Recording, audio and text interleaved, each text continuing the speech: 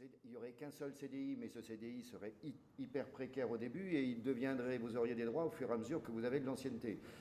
Ce qui veut dire que ce sera un turnover permanent, pas de droit au départ. Donc si c'est un CDI sans droit, ça veut dire par exemple pas possibilité de louer un appartement. C'est aussi simple que ça. Bon, ça dans l'immédiat, ils y renoncent, mais on a bien senti qu'il y a dans les tuyaux, je ne sais pas ce qu'ils décideront la semaine prochaine, mais par exemple de mettre un plafond pour les prud'hommes en cas de licenciement d'un salarié, que l'employeur sache qu'au maximum, s'il y a une rupture du contrat de travail, il sera condamné à payer tant.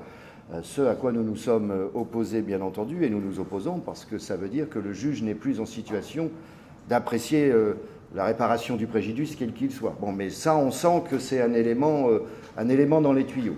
On a rediscuté également de la loi Macron qui repasse au Sénat, et vous savez que sur l'Assemblée, vous savez que sur cette loi, on a beaucoup de points de divergence, pas surtout, il y a des points qui ne nous regardent pas et qui ne concernent pas syndicalement, mais je vais prendre par exemple l'histoire du travail du dimanche. Alors, dans certaines de vos professions, vous savez ce que c'est, mais on a là une volonté de banaliser et d'étendre le travail du dimanche dans le cadre du projet de loi Macron, dans toutes les activités.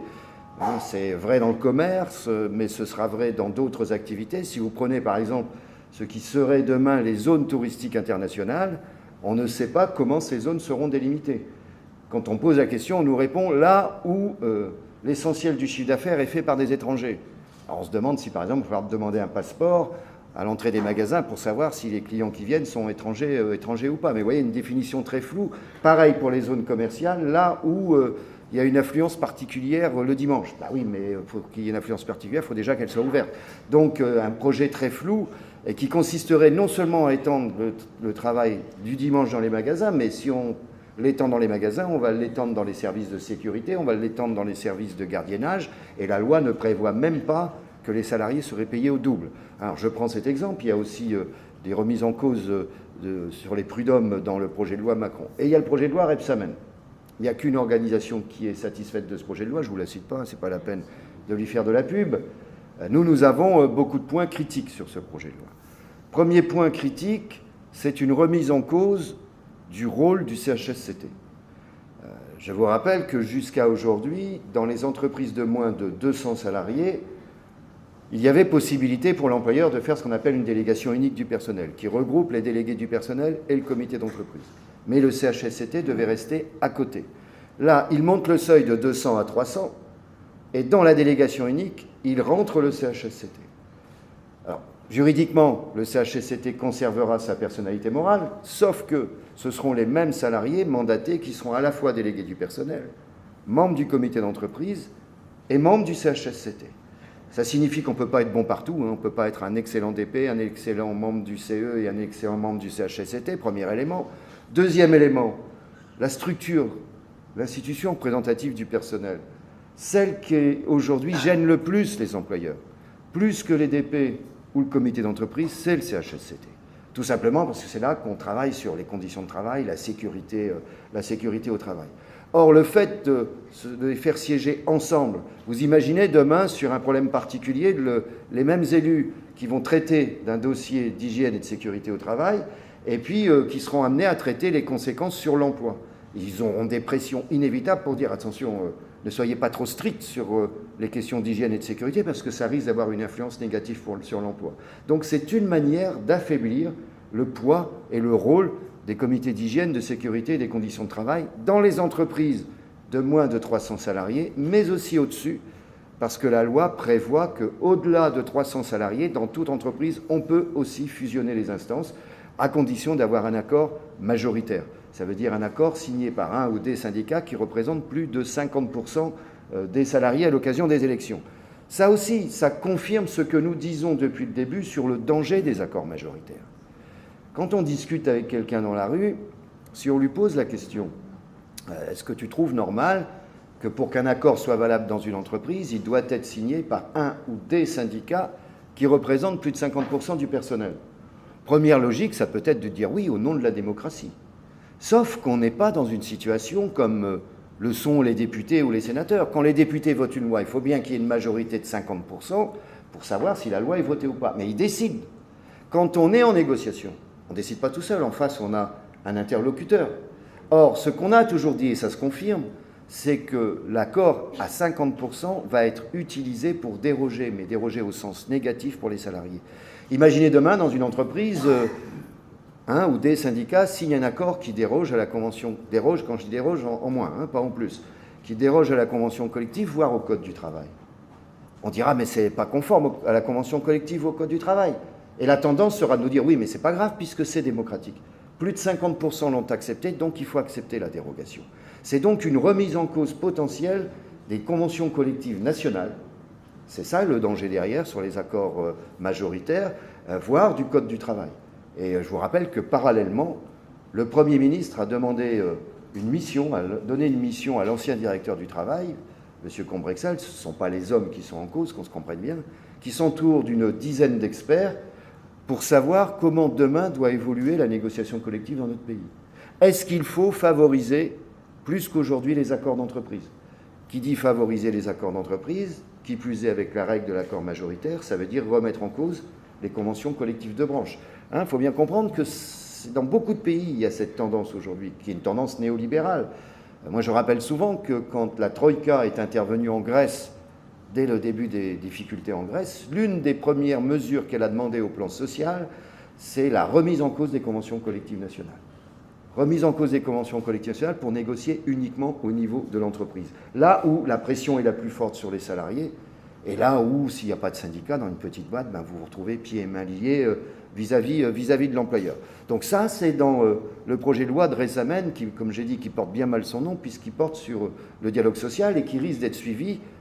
La mission Combrexel donnera ses réponses au mois de septembre et on risque d'en redébattre au mois de septembre, donc avec le gouvernement. On a encore évoqué ce dossier hier soir.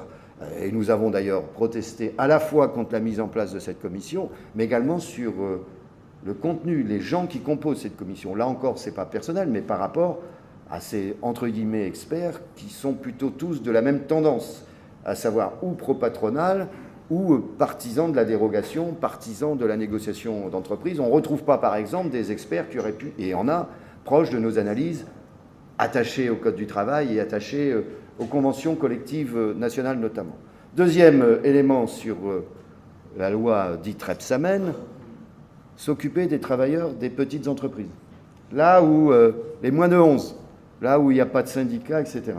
Et là, le projet de loi, qu'est-ce qu'il dit? On va créer des commissions régionales interprofessionnelles qui n'auront aucun pouvoir. Mais vous imaginez, au 1er janvier, on va avoir 13 régions en France. On va passer à 13 régions. Vous imaginez une commission régionale interprofessionnelle avec des patrons de TPE, des salariés de TPE, qui pourrait être saisie de problèmes rencontrés par les TPE de la région. Ça ne va servir à rien. Par définition, c'est beaucoup trop élevé, c'est interprofessionnel et c'est sur des périmètres géographiques beaucoup trop importants. Donc, nous, ce qu'on avait proposé d'ailleurs, c'était des commissions départementales et de branches. Là où effectivement, on pourrait d'abord, on en aurait moins, ce serait plus localisé. Et là où, par exemple, quand un salarié a un problème dans une TPE, il peut saisir cette commission et on voit si une préconciliation est possible ou pas. Si elle n'est pas possible, on continue au prud'homme. Voilà les éléments qui sont dans ces lois, qui sont des lois, moi je le dis clairement, de caractère néolibéral au sens économique du terme. Parmi les autres dossiers d'actualité, il y a un dossier qui est celui des retraites complémentaires. Retraites complémentaires, c'est un dossier sur lequel nous sommes en négociation. Je rappelle que les retraites complémentaires, c'est un des derniers secteurs où on peut dire qu'on a un vrai paritarisme entre les employeurs et les organisations syndicales, puisque là, nous négocions, nous signons, ou nous ne signons pas, mais nous arrêtons les règles à l'occasion d'un accord, et après, nous gérons les conséquences de l'accord, donc sur la retraite complémentaire, dans les caisses de retraite complémentaires, qui sont paritaires. Je reviendrai après sur l'assurance chômage, c'est plus ça aujourd'hui à l'assurance chômage. La négociation a démarré de manière très dure avec le patronat, commencé à rapprocher les points de vue, et depuis 10 jours, le patronat a redurci son point de vue. Et les propositions que fait le patronat aujourd'hui sont clairement inacceptables. Je vais vous donner notamment une des propositions du patronat, qui est de dire, vous savez qu'aujourd'hui, l'âge légal pour partir en retraite, c'est 62 ans. Et c'est 67 ans, si on n'a pas toute la durée de cotisation, pour toucher une retraite à taux plein. Le patronat dit, demain, le ou la salarié liquide sa retraite à la sécurité sociale, donc régime de base à 62 ans, mais à la complémentaire, à 62 ans, il aura sa retraite complémentaire moins 40%. L'année d'après, il aura sa retraite complémentaire à 63 ans, moins 30%. Et tout ça jusqu'à 65 ans où il aurait moins 2% et à 67 ans, il la toucherait pleinement. Ça veut dire quoi ça? Ça veut dire que les gens ne pourront pas partir en retraite parce qu'ils n'auront pas les moyens de partir en retraite. L'économie, elle est où? Si les gens ne partent pas en retraite, effectivement, on va faire des économies puisqu'on ne paiera pas des retraites. Pour autant, on ne tient pas compte à la fois du caractère inacceptable sur le plan du pouvoir d'achat, mais aussi des 56% de salariés dans le secteur privé, quand ils demandent la liquidation de leur retraite complémentaire, ils ne sont plus au boulot. Ou ils sont au chômage, ou ils sont en inaptitude, mais ils ne sont plus au travail. Ça veut dire que ceux-là qui ne sont plus au travail, ils vont devoir attendre encore plus longtemps, et s'ils ont épuisé leur droit à l'assurance chômage, au niveau des minima sociaux pour pouvoir partir en retraite. Donc, bien entendu, qu'une telle hypothèse est inacceptable. Nous allons d'ailleurs monter au créneau publiquement prochainement, je le dis, parce que pourquoi le patronat fait ça? Moi, j'ai une analyse, je ne dis pas que c'est la bonne, mais le patronat est en train, enfin en tous les cas, le MEDEF est en train de faire de la politique. Qu'est-ce qu'il veut? Quand je dis qu'il est en train de faire de la politique, il veut cranter avant 2017, c'est-à-dire les élections présidentielles, un accord où des organisations syndicales pourraient accepter d'une manière ou d'une autre de retarder le départ à la retraite. Parce que si on acceptait des abattements, ça veut dire que les gens ne partent pas, ils partiraient plus tard. Donc si on crantait ça avant les élections présidentielles, ils pourraient utiliser ça après les élections présidentielles pour dire, voilà, on a déjà fait une partie du boulot dans les retraites complémentaires, maintenant il faut passer de 62 à 63 ou 64 ou 65 ans pour l'âge légal pour le départ en retraite. Donc bien entendu que c'est inacceptable. Et pour ça, ils utilisent tous les arguments. Par exemple, aujourd'hui, au début, on a démarré la négociation en disant qu'il faut trouver 7,5 milliards. Nous, on a fait travailler l'ARCO, les caisses de retraite complémentaires, en disant, écoutez, on va faire comme au niveau européen. Il y a une part du déficit qui est d'ordre structurel, quelle que soit la conjoncture, puis il y a une part du déficit, vraisemblablement, qui est de l'ordre conjoncturel, ça veut dire compte tenu de la situation économique. Pourquoi on dit ça? C'est qu'en 2007, donc avant la crise, les retraites complémentaires étaient excédentaires. Donc elles sont devenues déficitaires depuis, tout simplement parce qu'il faut verser des prestations, et puis vous avez une masse salariale qui stagne, donc vous avez moins de rentrées. Donc par définition, ça génère un déficit. L'ARCO a fait les calculs, sur les 7,5 milliards, en déficit structurel, en gros, il n'y en a plus que 2. Ça veut dire que les 5,5 sont dus à la conjoncture et à la crise, ce dont ni les salariés ni les retraités sont responsables. Vous comprenez bien que si la négociation porte sur 7,5 milliards ou sur 3 ou 4 milliards, ce n'est pas la même. C'est beaucoup plus facile de trouver une sortie pour trouver 3 milliards d'euros, je parle globalement, que pour en trouver 7 ou 8. Ils avaient commencé à se rapprocher de nous en disant, on était passé de 7,5 à 5. Et là, d'un seul coup, la semaine dernière, 8,5 qu'il faut trouver maintenant. Et comment ils font? Et c'est là qu'ils se moquent du monde, d'une certaine manière. Parce que je vous rappelle que dans le dernier accord que nous avons signé, on avait accepté un effort pour les retraités, qui était de dire l'évolution des retraites complémentaires se fera chaque année l'inflation moins 1 point. Ça veut dire que c'était une perte de pouvoir d'achat, on en était conscient. Ce qui s'est passé, c'est que l'inflation n'a pas atteint 1 point. Pourtant, il y a une année, elle était à 0,75. Donc les retraites ont été gelées, les retraites complémentaires. Elles n'ont pas baissé d'1 point, elles ont baissé de 0,75. Et le patronat dit, oui, mais si elles avaient baissé d'1 point, on aurait donc économisé 0,25 de plus. Mais tout ça, c'est du virtuel. Ça n'a pas fait 1 euro de dépenses supplémentaires. Donc avec ça, ils arrivent à 8,5 milliards. Donc tout ça pour vous dire qu'on est dans... Alors je ne sais pas ce que donnera la négociation in fine, elle n'est pas terminée, il y a encore 2 ou 3 réunions, peut-être la dernière réunion programmée fin juin, mais peut-être qu'il y en aura d'autres après. Mais ça veut dire qu'on est, y compris avec le patronat, dans une logique qui est une logique de tension aujourd'hui.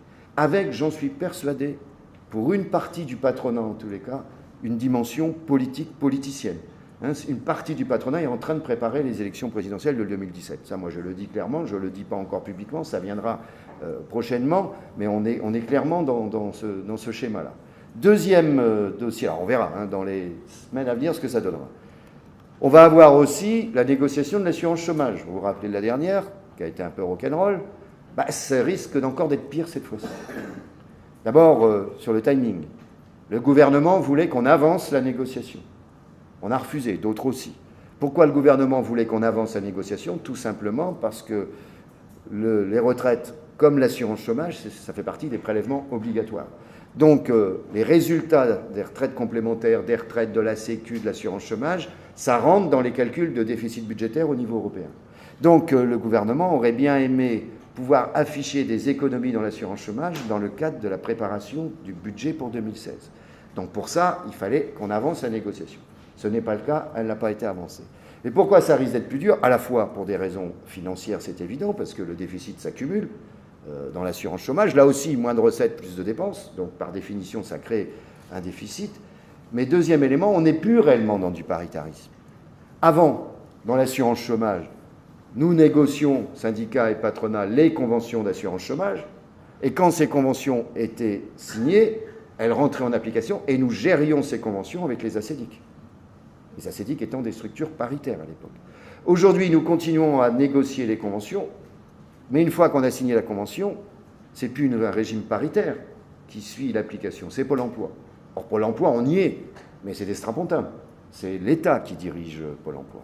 Et l'État avale mal de devoir suivre des accords signés par syndicats et patronat, que ce n'est pas lui qui a décidé. Donc je sens que cette négociation va être très dure sur l'assurance chômage et que du côté du gouvernement, certains seraient déjà prêts à reprendre la main. Parce que je vous rappelle que sur l'assurance chômage, on a une délégation de l'État pour négocier. Et que si la négociation se passe mal, il y a déjà certains au gouvernement qui se disent bah, « c'est pas grave, on va reprendre la main sur le dossier et nous, on va décider à votre place ». Donc tout ça, ça signifie qu'on est bien face à une menace sur l'existence des régimes paritaires réels. Il reste quoi? Il reste les retraites complémentaires, il reste le 1%, enfin qui n'est plus du 1% d'ailleurs, logement, et puis il reste la formation professionnelle, quoi. C'est tout. Le reste, on y est, comme à la Sécu, mais c'est plus réellement du paritarisme. La disparition des régimes paritaires, ça poserait de sacrés problèmes. Imaginez un seul instant qui n'est pas d'accord sur la retraite complémentaire. Qu'est-ce qui se passe derrière? L'État reprend, il suffit de faire une loi et il reprend. Il faut qu'il modifie la loi, mais il peut très bien faire une loi en disant, en l'absence d'accord des partenaires sociaux, l'État a la compétence sur la retraite complémentaire. Et il va remettre de l'argent, vous croyez? Il en cherche partout en ce moment. Je ne vois pas comment l'État, aujourd'hui, dirait « je vais remettre de l'argent dans les caisses de retraite complémentaires ». Donc ça veut dire qu'il imposerait d'une manière ou d'une autre des réductions. Et si ce n'est pas l'État, c'est qui? Les assureurs privés, qui n'attendent que ça. Pas le petit assureur du coin, mais les gros assureurs attendent de reprendre le dossier des retraites et le gérer, faire de la capitalisation, etc. Ce qui générerait, bien entendu, une multiplication des inégalités entre salariés et entre retraités. Donc c'est pour ça qu'on tient au régime paritaire. À la fois, c'est un rempart, même quand ce n'est pas facile. Même quand nous avons dû parfois, historiquement, ce n'est pas la première fois, signer des accords qui, entre nous, la dernière fois, si on avait pu échapper à l'inflation moins 1 point, on aurait été content. En contrepartie, on a obtenu une augmentation de la cotisation. Donc, je dis bien, il y a une vraie menace sur les régimes paritaires, il y a une vraie menace en tous les cas sur les régimes sociaux, qu'il s'agisse des retraites complémentaires, qu'il s'agisse demain de l'assurance chômage. On va retrouver les débats sur les intermittents, on va les retrouver aussi d'une manière ou d'une autre. C'est évident, ce ne sera pas, le nouveau système est d'ailleurs pas beaucoup plus simple entre nous.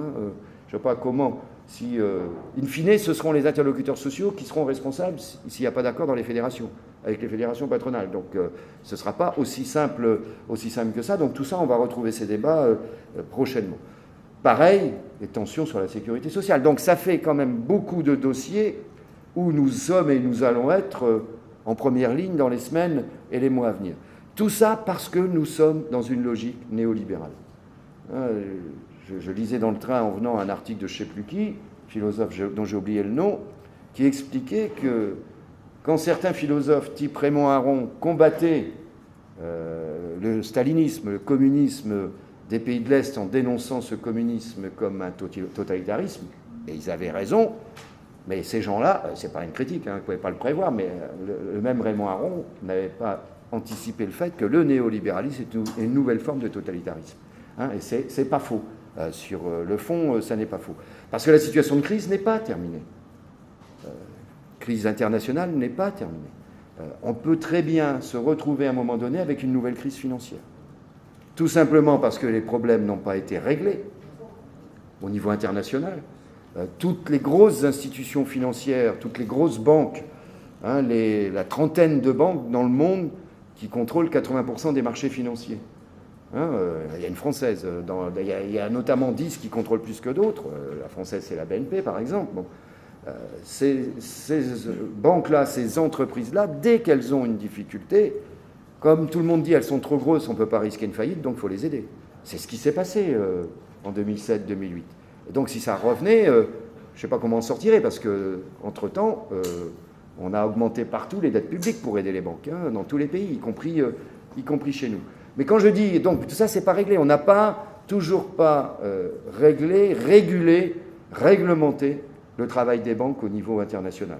Et si on ne le fait pas au niveau international, c'est difficile de le faire au niveau européen ou au niveau national. Mais je vais prendre un seul exemple pour montrer comment ça peut à nouveau éclater. Vous vous souvenez que quand ça a éclaté aux États-Unis en 2007-2008, c'était sur les crédits immobiliers. Ça veut dire que pendant des années, les banques ont prêté à des gens à des taux d'intérêt relativement élevés, mais en disant aux gens, mais vous pouvez y aller, acheter, il n'y a pas de problème. Le marché de l'immobilier est en train d'exploser. Le prix des maisons, des apparts grimpe tous les ans.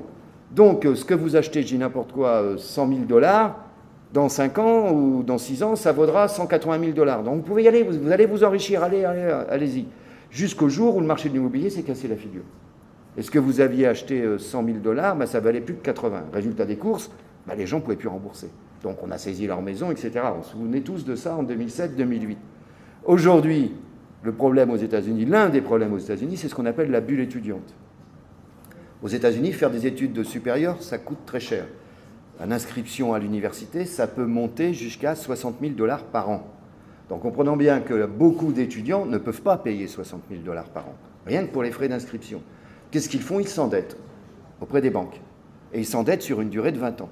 Et les prêts qu'ils sollicitent prévoient que dès qu'ils bossent, ils remboursent, mais avec une date précise. Le problème, c'est que pour rembourser, il faut avoir du boulot.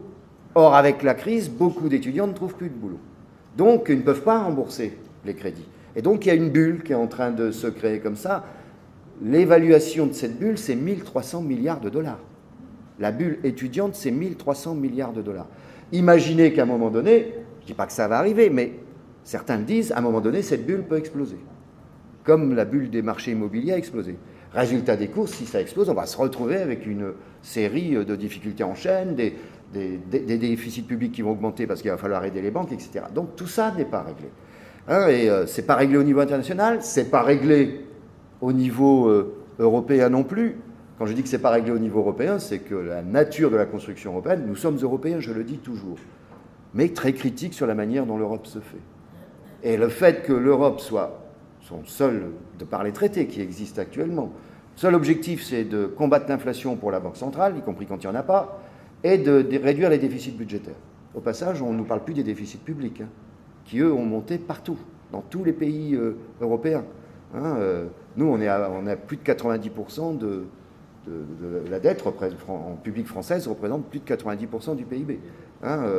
Dans d'autres pays, c'est 150, 160, 170%. Et ça n'arrête pas d'augmenter, puisque l'austérité qui est suivie fait qu'il y a moins de recettes et plus de dépenses. Donc, par définition, ça creuse la dette. Donc, au niveau européen, y compris quand l'actuel président de la République, quand il était en campagne, avait pris l'engagement de renégocier les textes, finalement, il ne l'a pas fait.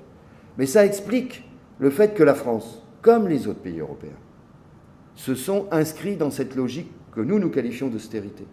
Même si, en France, on n'est pas dans la situation grecque, on n'est pas dans la situation espagnole, on est d'accord. Mais on est dans une logique d'austérité. Pas d'augmentation des salaires, en moins du SMIC et des fonctionnaires, leurs salaires sont gelés. Donc cette logique d'austérité qui imprègne l'Europe, qui obnubilée sur la réduction des déficits, comment le gouvernement fait, si vous prenez le gouvernement français, pour, une fois qu'il est rentré dans ce moule, pour en sortir? Il n'augmente pas les salaires des fonctionnaires, considérant que c'est une charge supplémentaire, donc il les gèle. Ils ont même annoncé encore un nouveau gel pour 2015. Il n'augmente pas, il ne donne pas de coup de pouce au SMIC. Il accorde 41 milliards d'euros aux entreprises sur 3 ans, avec le pacte de responsabilité et le crédit d'impôt, et il réduit parallèlement les dépenses publiques et sociales de 50 milliards d'euros. Ça veut dire ici ou là une remise en cause des services publics. On vient de passer à l'UD 2 minutes avant, il y a des camarades des finances, donc fonctionnaires, qui sont en stage, on a discuté 2 minutes, mais c'est partout. Quand vous discutez avec des camarades fonctionnaires, aujourd'hui, quel que soit le secteur d'activité, il y a des problèmes. Ce n'est pas simplement d'ailleurs un problème pour les agents en tant que tels, qui voient leur situation, leurs conditions de travail se dégrader, c'est aussi un problème pour les usagers. C'est moins d'accès aux services publics. Vous savez, dans les hôpitaux, c'est très courant aujourd'hui, quand je visite des hôpitaux, de voir des soignants qui travaillent obligatoirement, s'ils n'ont pas le choix, 3 week-ends par mois sur 4, alors que normalement, ils ne devraient pas faire plus de 2 week-ends sur 4. Sauf que, tension sur les effectifs, à un moment donné, les gens finissent par craquer, ils sont absents, on ne peut pas les remplacer, donc on appelle l'infirmier ou l'infirmière, on dit bah, « t'es en repos, t'es en congé, bah non, écoute, sinon le service ne peut pas tourner, il faut que tu reviennes ». Donc ils reviennent, puis au moment donné, ils sont en burn-out aussi. Bon, ça, on rencontre ça régulièrement dans les hôpitaux aujourd'hui, les centres des finances publiques où la moitié des guichets sont ouverts et les gens font la queue pour avoir les renseignements. Les commissariats de police où moi j'ai vu des voitures de la BAC avec des pneus lisses.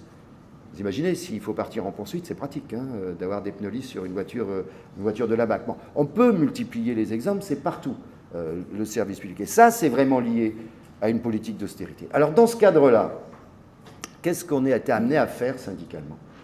Je rappelle qu'on avait une décision de congrès sur le 9 avril, hein, qu'on a appelé à une journée de grève et de manifestation le 9 avril.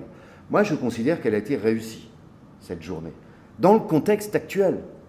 Quand il y a un problème dans une entreprise, en situation de crise, c'est vrai chez nous comme ailleurs, hein, quand il y a un problème dans une entreprise ou dans un secteur particulier, les salariés se mobilisent. Si demain, ce que je ne souhaite pas, il y a des problèmes à France Télévisions, on ne sait pas, avec votre nouvelle patronne, bon, ben, s'il y a nécessité de se mobiliser, les syndicats se mobiliseront. Une mobilisation de caractère, ou en ce moment, vous voyez les hôpitaux de Paris, il y a un problème, les hôpitaux de Paris, ils se mobilisent. Ou les enseignants qui se sont mobilisés et qui vont encore se mobiliser le 11 juin. Dans un secteur, une entreprise, oui. Ce qu'on appelle les mobilisations de caractère interprofessionnel. Public-privé, c'est beaucoup plus difficile. Pourquoi? Dans les périodes de crise. Parce que les gens se disent plusieurs choses. Ah, ben la dernière fois qu'on s'est mobilisé comme ça, c'était en 2010 sur les retraites. Pourtant, on a fait des manifs super réussis et on n'a pas gagné. Alors, qu'est-ce qu'il faut pour qu'on gagne? Faire grève, oui, d'accord, mais faire grève, c'est on perd une journée de salaire.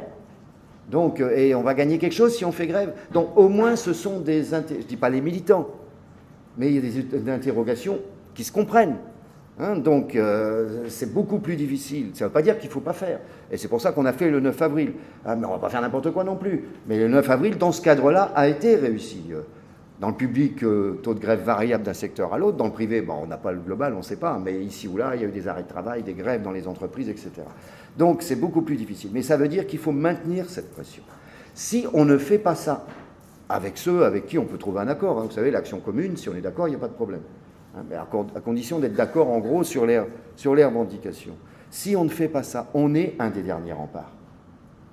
C'est pas aujourd'hui... vous savez, quand vous avez une étude, il n'y a pas longtemps, dans un grand quotidien national, qui disait « Ah, il y a un désamour des Français avec les syndicats. » Vous vous souvenez de ça, il y a quelques semaines?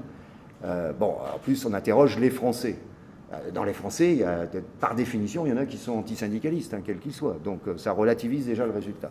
Et moi, il y avait un chiffre qui avait retenu mon attention.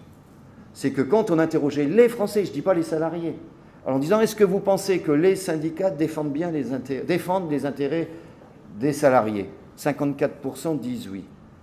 Je ne suis pas persuadé, chers camarades, que si on interrogeait ces mêmes Français en disant « Est-ce que vous pensez que les partis politiques défendent bien l'intérêt général ?» il y ait 54% qui disent oui. J'en suis pas persuadé aujourd'hui. Hein, donc, il faut arrêter avec cet antisyndicalisme. Bon, on est gênant. Bah oui, on est gênant. Et encore plus nous que les autres peut-être, parce qu'on dit ce qu'on a à dire, on fait ce qu'on fait, etc. Donc, mais en même temps, on est un rempart. Et quand je dis on est un rempart social, même si une grande partie de notre activité syndicale à tous les niveaux, c'est de la résistance. Hein. C'est clairement de la résistance. On essaye d'éviter telle remise en cause, etc. Mais si nous on ne le fait pas, qui va le faire? Personne, y compris dans les autres organisations syndicales, il ne faut pas rêver. Donc on a ce rôle de résistance, mais il faut savoir résister si on veut progresser demain. On en sortira de cette crise à un moment donné. Quand, comment? Ça, personne ne le sait, hein, on ne lit pas dans le mar de café, mais on en sortira. Mais si on va en sortir dans les meilleures conditions possibles, il faut tenir bon sur nos positions, pouvoir, dès qu'on peut grignoter quelque chose, le grignoter bien entendu, et rester ferme, à la fois sur notre comportement syndical, notre conception de la liberté, notre conception de l'indépendance syndicale, hein, et dernier élément sur lequel je veux insister, notre développement. Vous savez, quand on... Alors, si je prends public-privé, bon, dans le public, globalement, on est premier dans la fonction publique d'État, première organisation. On est 3e dans l'hospitalière et la territoriale. Dans le privé, c'est où la différence avec les 2 autres? Je ne parle pas des autres confédérations, je parle des 3 plus importants. C'est uniquement sur les implantations.